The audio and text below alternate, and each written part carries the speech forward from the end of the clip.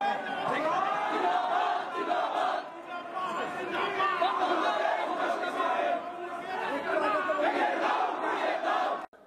দেখেছি জুলাই যোদ্ধারা অভিযোগ করেছে গতকাল যখন ওই কর্মসূচিতে গোপালগঞ্জে সন্ত্রাসীরা নিষিদ্ধ দলের সদস্যরা হামলা চালায়, তখন পুলিশ প্রশাসন মীর জাফরের মতো ভূমিকা পালন করেছে। আমরা দেখেছি গতকালের গোপালগঞ্জে।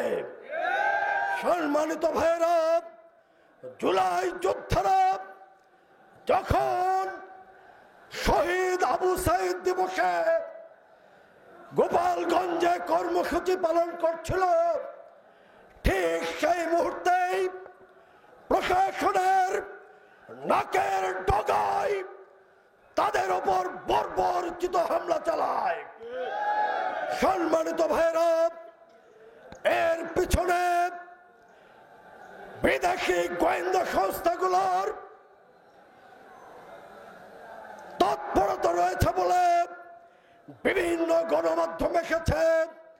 তাদের টার্গেট ছিল এই জুলাই যোদ্ধাদের নেতৃবৃন্দকে যদি স্তব্ধ করে দেওয়া যায়, বাংলাদেশে যে গণ অভ্যুত্থান হয়েছিল, যে মানুষের চাওয়া পাওয়া, এই চাওয়া পাওয়া আর এক সরল লেখায় মিলবে না। সম্মানিত ভাইয়েরা, আমরা দেখেছি জুলাই যোদ্ধারা অভিযোগ করেছে গতকাল যখন ওই কর্মসূচিতে গোপালগঞ্জে সন্ত্রাসীরা নিষিদ্ধ দলের সদস্যরা হামলা চালায়, তখন পুলিশ প্রশাসন মীর জাফরের মতো ভূমিকা পালন করেছে, চুপ করেছিল, কোন ভূমিকায় গোপালগঞ্জে শুরুতে রাখেনি। ওই মিছিলে, ওই অনুষ্ঠানে যারা উপস্থিত ছিলেন তারা সাক্ষাৎকার দিয়েছেন, পুলিশ যদি শুরুতেই সামান্য ভূমিকা রাখত তাহলে গতকালের এই অনাকাঙ্ক্ষিত ঘটনা ঘটত না। তার মানে হলো গোপালগঞ্জের পুলিশ প্রশাসন ওই ফ্যাসিস্ট সরকারের দোসর, তারা পুলিশের মধ্যে ঘাপটি মেরে থেকে গতকাল তারা গোপালগঞ্জে সন্ত্রাসীদের তাণ্ডব চালাতে সহযোগিতা করেছে। সম্মানিত ভাইয়েরা, পরবর্তীতে আর্মি আসার পরে পরিস্থিতি নিয়ন্ত্রণে আসে। সংগ্রামী ভাইয়েরা, আমরা মনে করি এই পরিবর্তিত পরিস্থিতিতেও যদি ফ্যাসিস্টদের তৎপরতায় প্রশাসন সহযোগিতা করে তাহলে বাংলাদেশ জামাত ইসলামী জনগণকে সাথে নিয়ে আরেকটি 5 আগস্টের প্রস্তুতি নেবে।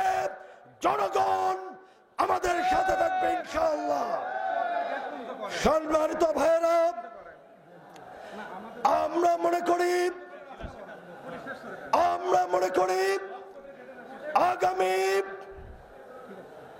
দিনে যদি এই সরকারের মধ্যে ঘাপটি মেরে থাকা কোন ফ্যাসিস্টের দোসর এ ধরনের তৎপরতা চালায়, আমরা জনগণকে সাথে নিয়ে তা রুখে দেব ইনশাআল্লাহ। সম্মানিত ভাইরা, আজকে সকলকেই সচেতন থাকতে হবে। দেশকে নিয়ে, দেশকে অস্থিতিশীল করার জন্য, জুলাই বিপ্লবকে ব্যর্থ করে দেওয়ার জন্য অপতৎপরতা চলছে। এই সকল ষড়যন্ত্রের মোকাবেলায় দেশবাসীকে প্রস্তুত থাকতে হবে ঐক্যবদ্ধভাবে দেশের স্বাধীনতা সার্বভৌমত্ব রক্ষার জন্য সকলকে শিখা ঢালা প্রাচীরের মতো ঐক্যবদ্ধ থাকতে হবে। দেশপ্রেমিক গণতান্ত্রিক প্রতিটি দলকে কাঁধে কাঁধ মিলিয়ে এই ফ্যাসিস্টদের এবং ফ্যাসিস্টদের দোসরদের বিরুদ্ধে ঐক্যবদ্ধ প্রতিরোধ গড়ে তুলতে হবে।